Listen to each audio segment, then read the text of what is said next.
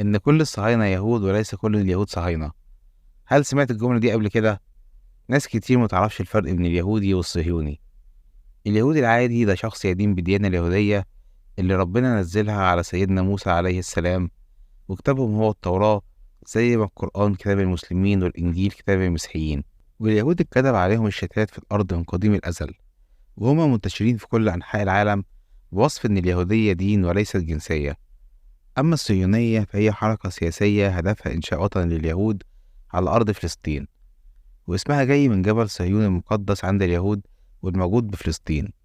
والفكر الصهيوني باختصار هو العودة لأرض الميعاد وإقامة دولة ليهم هناك.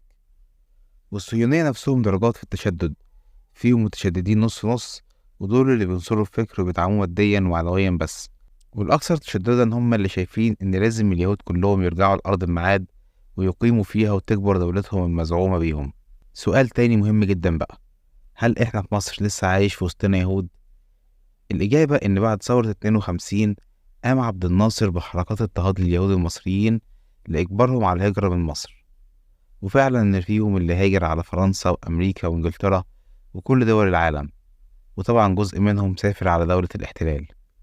ومن الخمسينيات لحد فترة قريبة جدا كان الاعتقاد السائد في مصر إن مصر للمصريين، سواء مسلمين أو مسيحيين بس.